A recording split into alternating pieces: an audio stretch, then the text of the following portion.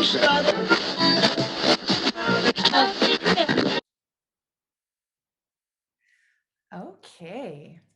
welcome back to Authentic Connection. I am your host, Amanda Giroux. Super excited because it's a beautiful day. It's a Monday. I love Mondays. I am doing a video and audio recording today, so this is new. And yeah, so today we're going to talk about food cravings. So what's really happening when you are having food cravings? I know that this is like a hot topic for a lot of people because we all experience food cravings, at one point or another.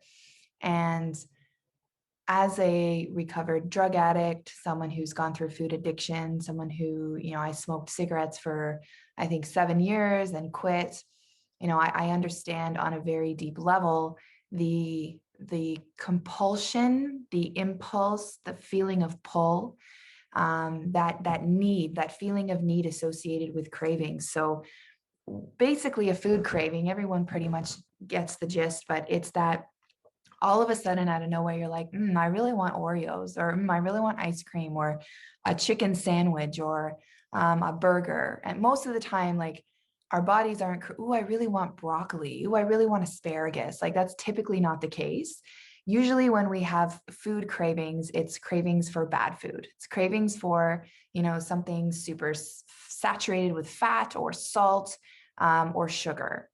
And so a few things are happening, right? So basically what's happening is, for one, your body is potentially craving something that you might need. So maybe you're craving something salty because your body needs more sodium. Maybe you're craving something fat because your body needs more fat, and so on and so forth. Usually when we crave like sugar, when we reach for that like sugary thing where we could be tired, we could be, maybe we didn't have enough sleep that day, we're lacking in energy. So sugar, carbohydrate being like the main energy source for the body goes, hey, I need some sugar. Can you get me some sugar? But what happens is, when we crave sugar, we're not craving a strawberry or some cantaloupe. I mean, maybe sometimes that's the case, but for the most part, we're craving like really processed foods or drinks, whether it's that cappuccino or, like a cake or something like that, like a donut. Like, I don't know. I definitely struggled with donut addiction, like that sugar addiction with donuts. Like, I can remember once upon a time I could eat like an entire like 40 Timbit box, and then feel like an absolute piece of garbage after, and so sick that I wanted to puke. But it's that unconscious eating habit that I had, and that sugar addiction. So sugar, I'm going to talk primarily about sugar. Like, there's other things that happen when we have like fats and stuff like that, when we're craving salty and saturated fats, but sugar seems to be like the main thing. So what happens when we crave sugar, or when we eat sugar, I should say, is it releases a chemical in the brain called dopamine. So I'm sure this is pretty standard across the board. A lot of people have heard of dopamine. So dopamine is a neurotransmitter in the brain. It's a chemical in the brain that, when released, it gives you feelings of reward and pleasure. Now, there are many other factors involved with dopamine, and many other processes like that are necessary in the body. But dopamine, primarily, it's that reward and pleasure center. So when we do something that we like, it releases dopamine. So we get that reward and pleasure. So when we have sugar, it releases dopamine, which tells us, oh, this is really great. I'm going to do this again. This is like a reward. And sugar is very similar to, let's say, a substance like cocaine, which also releases dopamine. And what happens is it just opens up. Picture it like opening up a gate in your receptors in your brain, and it just kind of, it dumps. And you go, whoa. And then you get that sugar spike, and you feel really good for a short amount of time. And then, because there's so much sugar in your system, what the body has to counteract that. So it goes up and it tries to grab it, pulls it down, and then you have that crash, right? Because there's just so much sugar, the body doesn't know what to do with it. So that's essentially what happens, right? And then we get stuck in these kind of habit loops where our body starts to recognize that, oh, like, When we're feeling a certain way and we get sugar, we feel good. So we're going to crave sugar more often. So that's kind of like in a nutshell, in a roundabout way, like what happens kind of chemically or in the brain.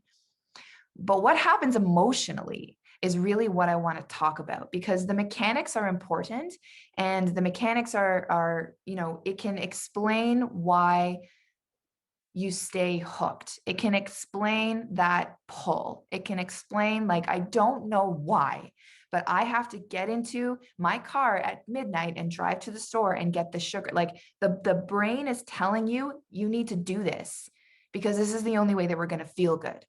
So like it can explain that compulsive feeling, but it's not really addressing the underlying root, which is what I want to get into, which is the emotional stuff.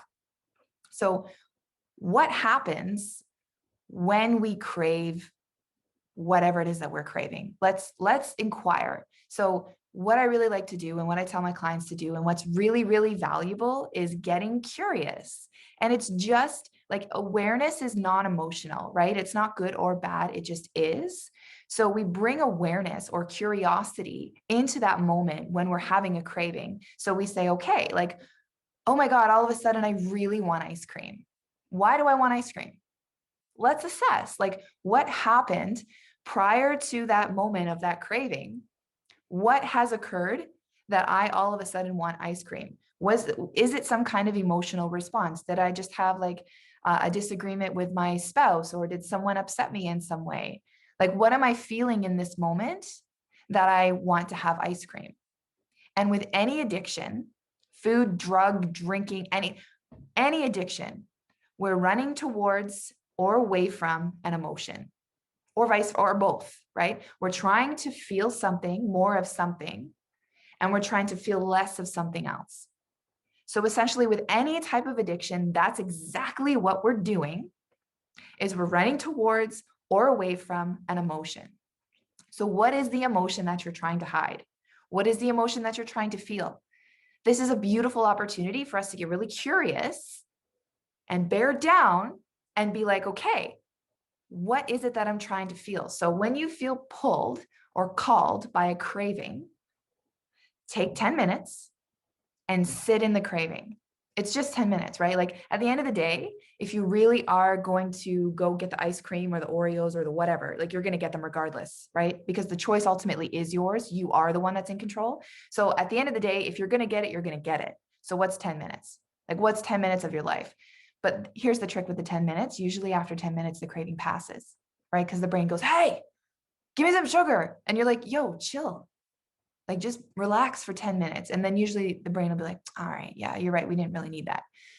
So anyways, back to my original point, 10 minutes. And in those 10 minutes where you're giving yourself that grace, that window of like not giving into your craving, just sit with it.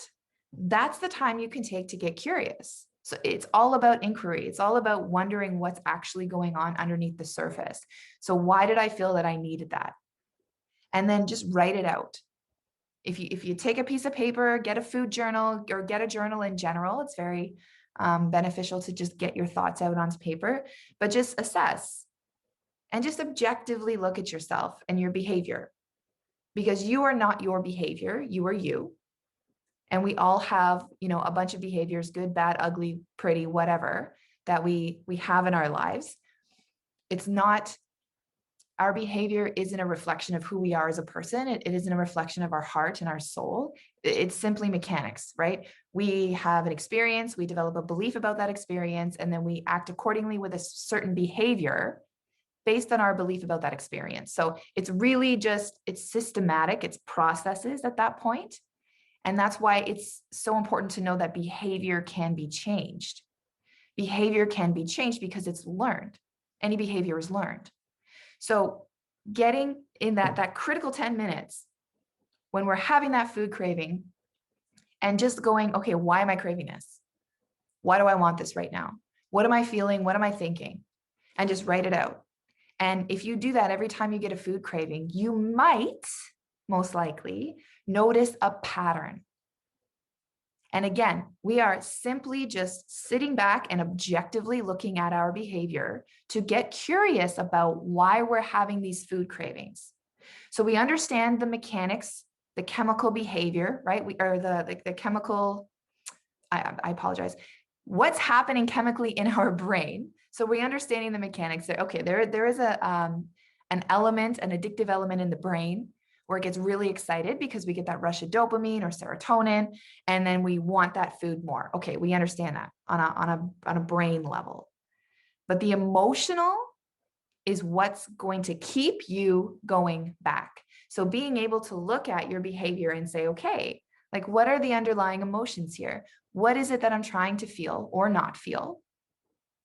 And just bring awareness into that. So once we start to recognize our patterns, right? It's like any kind of problem, any kind of thing we're trying to solve. It's just knowing what you're dealing with. And I feel like I belong to a few groups on Facebook, and one of them, Addicts Fighting Addiction. It's a beautiful group. I've met incredible people there, but a lot of the people that post there, right? It's and anyone I talk to in any kind of addiction, it's that I feel like I'm out of control and I don't know how to stop. And I don't know what's happening to me. So how can you possibly fight an opponent? Let's just say, how can you fight an opponent when you have literally no idea who that opponent is, right? How am I supposed to be prepared if I'm going into battle or I'm going into, as I'm very masculine in my masculine today, if I'm fighting a battle, if I'm, for argument's sake, because, it's just easy to track. But if I'm going into battle and I'm going to fight someone, but I have no idea that person's skill level, their weight, their height, their gender even, like I have no idea who that person is. I don't know what their experience level is. I know nothing. How am I possibly going to train for that fight? How am I possibly going to prepare? Right? It's like going into university and and they say, okay, there's going to be a test on Monday. Well, what's the test on? Oh, you'll know Monday. What's the likelihood of you passing that test if you have no idea how to prepare, right? So when we are assessing our behavior, when we're objectively, and I say this, I need this to be you to hear this, right? We're just objectively looking at our behavior. We're not adding judgment to our behavior. So it's not sitting down and focusing inward to say what's wrong with me, feeling shame, feeling guilt. It's taking all of that, putting it outward. It's almost like you're laying it on a table, like a puzzle. And you're just like, okay, where do these pieces fit? It's very non-emotional. Because it's important not to get attached to your behavior, because your behavior is not who you are. It is simply a product of learned things that you've done based on, you do the best you can with what you have and you adopt these behaviors, and this is what you do, but it's not who you are. So getting to that understanding of your behavior, right? You have this opportunity now to know what you're dealing with. Okay, so for example, every time I speak to my mother on Thursdays, I binge eat on Fridays. So now, I have a stressful conversation with my mother, whatever it is. And then I know Friday, like Thursday, I seem to be okay. But then Friday I get triggered and I go and I buy a bunch of food and I end up binge eating. And you just notice. And then you can be like, okay, what's the conversation? What is it that my mother, because my mother's just being my mother, right? We don't control what other people do. We can't be responsible for other people, how they receive us, nor can they be responsible for how we receive them, right? So saying, oh, my mother does this to me. No, she's just doing and you are receiving. It's what you are receiving and how you're processing it that is causing the behavior. So again, we just go into that conversation non-emotionally. Okay, I have this conversation with my mother. I talk to her on the phone every Thursday. By Friday, I'm binge eating. So let's trace it back. Go through the conversations. What are the things that are said? What are the emotions that are felt? Write them down. And then take a look at it. Because right? Like we all get triggered because we all have things that we're working on. We all have things we feel insecure about. So what is it? Right? I know certain words make me go, oh yeah, because I'm an imperfect being. And like, I know I know when I'm triggered and I'm like, that's okay. But, and I'm guilty, of not, I don't do this gracefully all the time, but I work at being aware of what it is that I'm feeling. So not to put the ownership on the other person for me, for my emotions, if that makes sense. And again, I'm not perfect. I still sometimes will project, but it's just bringing that awareness in. So the hypothetical situation of conversation with my mom on the phone, pardon me, just go back and say, okay, what is it that I'm feeling? What emotions are being sparked here? So write those emotions out. Okay, what do those emotions represent? What am I attaching to those words? When she says, I mean, I don't know, when she talks about my husband, let's just say, and mentions his work, I don't know, again, hypothetical, and she says things like, him not having education, I don't know. He can't support us, I don't know. I'm not married, I don't know the conversations that you have with mother-in-laws, but anyways, I digress. What's happening? What am I feeling? Why do I feel a way about this? And it's just bringing that curiosity and that awareness into the emotion and being like, all right. And so now you've identified, like, this is a huge thing. So now okay, this is one of my habit loops. This is one of my behavioral cycles that I have when I speak to my mother. I get stressed out. I'm running away from these emotions. And I am soothing myself with food on Fridays because I feel badly about these emotions from this conversation with my mother on Thursday. So now we can track it. And then what happens, right? Anyone who we've all had a binge every now and then of something, alcohol, food, whatever the case is, right? We've all overeaten and felt like garbage after. So we know what happens. Because part of that cycle is shame. Part of that cycle is guilt. Part of that cycle is not feeling good about yourself, is having no energy. And then what happens when you're not eating a balanced diet, right? Then your spike, crash, your mood goes down. So you feel depressed. Are you going to be at your best? Do you have other people relying on you? Do you have children? Do you have a job where you need to go and you need to be on? Like, are you helping other people, serving the community in some way? Are you able to do that at your best? Right? So it's that huge cycle. So being able to identify those cycles is really valuable and is kind of the first step in changing the behavior and healing the individual. Because here's the thing, and I've done this, and this is why I'm such an advocate for this, getting really deep into the emotional aspect of it, right? It's getting to that core wound, it's getting to that trauma, those triggers emotionally, because you can easily change the behavior for a short amount of time. But that's not sustainable. And you need to hear me, this is very important. That is not sustainable because I've done it. I was a drug addict and I knew just logically that I was going to die if I didn't stop doing drugs. So I stopped doing drugs. But the addictive behavior continued. It just transferred into something else, which was food. And then I became overweight. I became obsessed and driven by food. I was like an addicted to food, and I still smoked cigarettes. And I was addicted to chasing people. And I was addicted to blah, blah, blah, blah, blah. And then I got in shape. I became a personal trainer.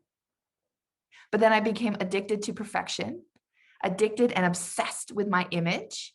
And that those addictive behaviors continued because I wasn't addressing the real root issue, which was at the bottom of it, not feeling worthy of love, not feeling worthy.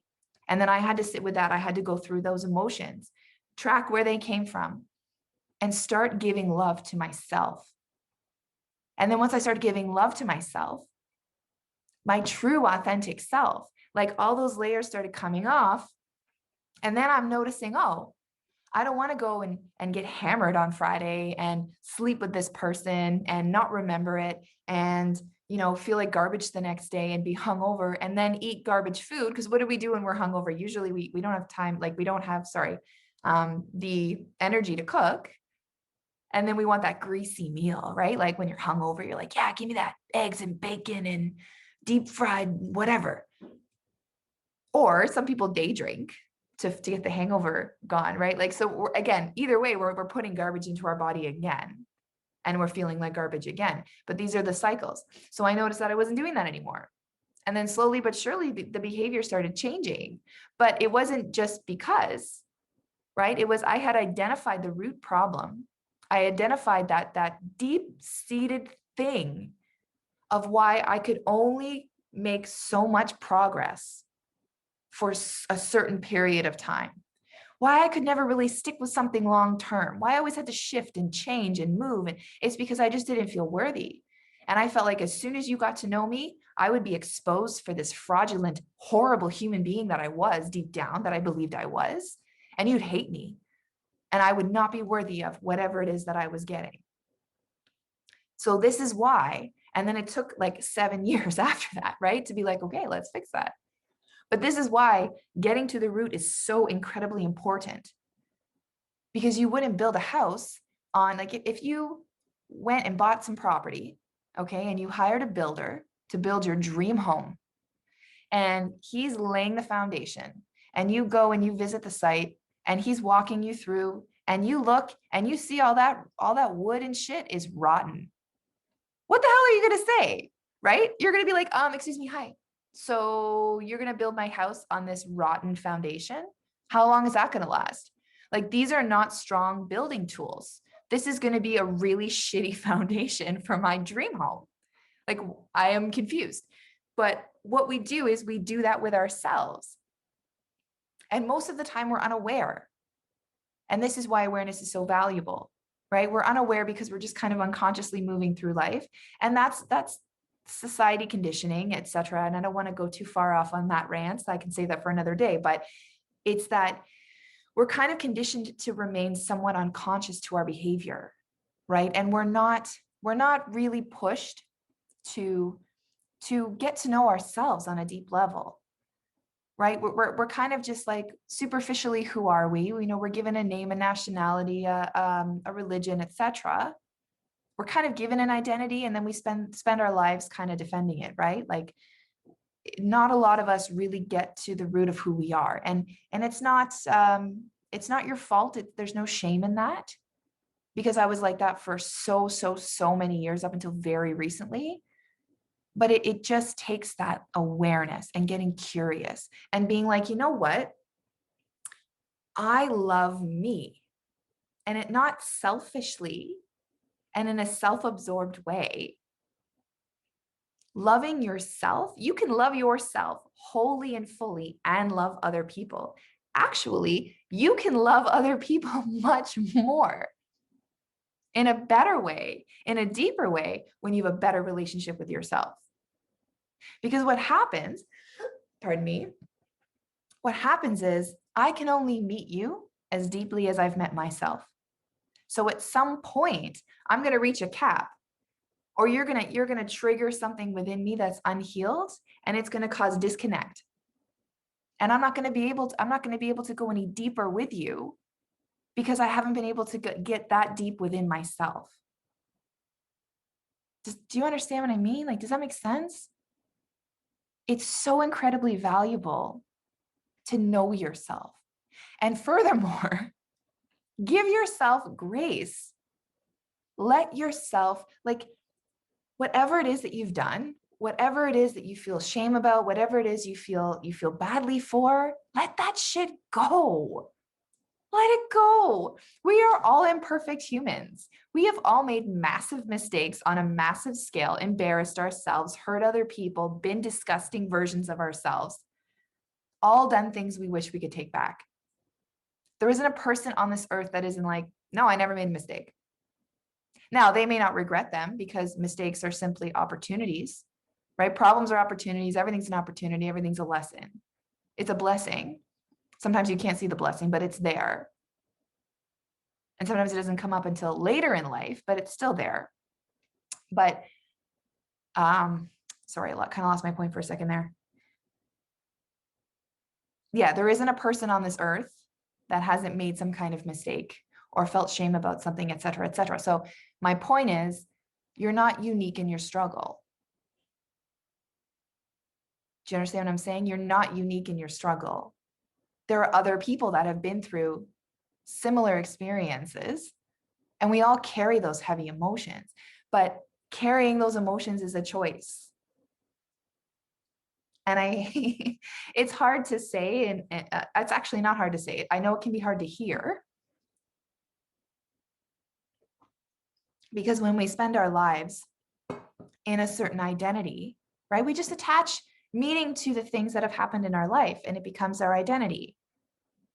So it's like, who are you? Well, I'm someone that was abandoned as a child and didn't know my parents and this and that. And I had this struggle and I had that struggle, and that becomes part of your identity. But in reality, you are you, and your experiences are your experiences. And how you interpret those experiences is what's ultimately going to shape your life going forward. Because you get to decide how you want to receive that. You get to decide how you're going to perceive your experiences in your life, what beliefs you're going to attach to them, and then how you're going to move forward in your life. Those are all choices. And I'll bring it back to the food cravings, like when we have those cravings for something, right? Just understand that there could be a deeper underlying cause. Now, if it's a one-up situation, everyone gets cravings every once in a while, right? If I've had a shitty sleep, I didn't really sleep good the night before, the next day, I'm going to crave sugar more because I'm tired and my body wants me to have more energy. Like that's just that, again, that's like a chemical response. But I'm talking like constantly. Like if you're constantly just living in those cycles of cravings and binge eating bad food, and then feeling hopeless, not knowing, understanding like what's actually happening, why can't I stop? It's not just as simple as discipline and consistency. Those are very important.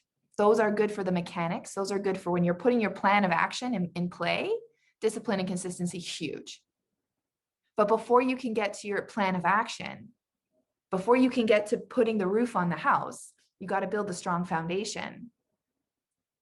And usually what's going to happen is you're going to have to rip out the old foundation because that shit ain't working. Or rebuild it, reconstruct it, the parts that aren't working, because maybe some things are working. Usually that's the case. Some things are working, some things aren't working. So it's getting into that and getting curious, bringing that beautiful awareness, that non-emotional awareness. It's just, oh, I'm observing. I'm looking at my behavior objectively without judgment or shame or guilt or attaching any kind of emotion to it. I'm just laying it out on the table and I'm looking at it. I'm going, okay, like you're solving a math problem. And just say, okay, how can I change this? What is actually happening here? What is actually happening here? Identify those triggers, bring awareness in, get curious, and just be like, oh, yeah, I see that there. Okay. Okay, so every time I feel insecure, I do this. I eat whatever it is, some kind of bad food. I'll have cake every time I feel sad. Every time I'm lonely, I end up getting takeout. Okay. So how can I address the loneliness? How can I address the sadness?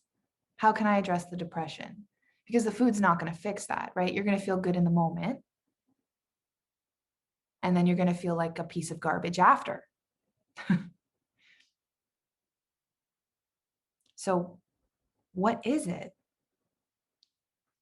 And this is a beautiful gift. This is a beautiful opportunity to get to know yourself better, to have a better understanding of like what's actually happening inside of you. Right. And then once we can expose whatever it is, that's when we can start, like we take all the junk out and then we make room for that love. And that really is the cure ultimately, right? There's many processes and things that you do to get to the end result. But the actual cure itself is love. It's forgiveness. It's understanding. And it's love. And it's a lot of it is ownership too. Understanding that we can blame other people if we want. We can, but where does it get you? And I don't know about you, but I want to know that I'm in control of my life, or at least how I process and perceive life. I may not be in control of life because that's totally false, but I'm in control of how I show up, how I perceive, how I respond, how I react in life. And if you can trigger me, thank you for bringing some unhealed part of me into my awareness that I can now work on. For real. I'll say this one more time. If you trigger me, thank you, because you've brought to my attention some unhealed part of me into my awareness that I can now work on. So thank you. Can you imagine saying that to someone, not even out loud, but in your head, the next time someone pisses you off or hurts your feelings? I'm doing air quotes for the ones that are listening to the podcast. Like, can you imagine just saying in your head, oh, thank you for that? Because like the majority of the things that we do and say have nothing to do with the other person, right? It's all us. It's all our perception and our projection of our world onto you. How I view the world, how I view myself, those are the same, right? And then I'm pushing that out. How I see me is how I see the world through my lens, through my experience, through my emotions, yada, yada, yada, out into the world. So it doesn't actually have anything to do with the other person. And there's so much strength and beauty in that. Because then you can look at another person and be like, okay, what you're doing right now is all you. How I receive you is all me. And that's when we start to regain that power over ourselves. We're not helpless. We're not at the whim of every situation and person that triggers us, right? And isn't that beautiful? Isn't that beautiful? So to wrap it up, identify the triggers. When you have a food craving, take the 10 minutes. It's just 10 minutes. It might seem like a long time, but it's not. Because think about it too. If you don't have the food at your house and you have to go to the store to get it, it's going to take you longer than 10 minutes, probably anyways. So take the 10 minutes, go get a journal, have a food journal. I suggest a journal in general, but if you don't journal at all, at least have a food journal. Excuse me. And just write out what you're feeling in that moment. And every time you get a craving, whether you give into that craving or not, we're not worrying about that right now. Every time you have a craving for pop, food, whatever the food is, if it's a coffee, like a cappuccino, it's sugar, you're probably craving energy, but write it down. How am I feeling right now? And just do that for like a week or two. And every time you get a craving, just write it down. I was craving this at this time. I was feeling this way. And start to look at the patterns. And it just get non-emotional awareness around it. Just observe, because you're not your behavior. Your behavior is your behavior, and your behavior can be changed. You're you doing behavior. Behavior can be changed, which means there's hope. So just bring that awareness in. Once that awareness is in, we can look at the emotions and be like, okay, this is what I'm really struggling with here. I'm really struggling with loneliness, or I'm really struggling with worthiness. I'm really struggling existentially. I don't know where my place is in the world, whatever. And then we work from there. And that's when the beautiful stuff happens. It's hard, but it's beautiful, because that's when the healing starts. We expose all of the bullshit, all of our beliefs that aren't serving us, all of our vulnerabilities. We just lay them out on the table. And then we go, okay, this is what I'm working with here. Beautiful. Let's start healing. And then when you start to heal, that's when you'll notice your behavior will start to change. And again, there is an element of discipline, consistency. All those systematic processes are important to keep you on track as you go. But you'll notice the more love you give to yourself, the better you treat yourself. You improve your standards for yourself. And it's not that you're judging other people. They can do whatever they want. It's about you, right? If you want to, do that, that's fine. But you know what? I love myself. And I know that if I'm going to go eat this pizza and this cake, hypothetically, I'm going to feel really badly the next day. And I love myself enough to not do that to myself. You know what? Instead, I'm going to have one piece of pizza. Or if it's that triggering, don't have it at all, right? Like when I was going through my recovering from drugs, like I wasn't like, oh, well, I'll just have like a quarter of an ecstasy pill so I can feel a little bit. No, I had to stay away from it and forever, really. But even with food, right, there has to be that level of discipline there. But again, I don't want to overcomplicate things. Just get that level of awareness.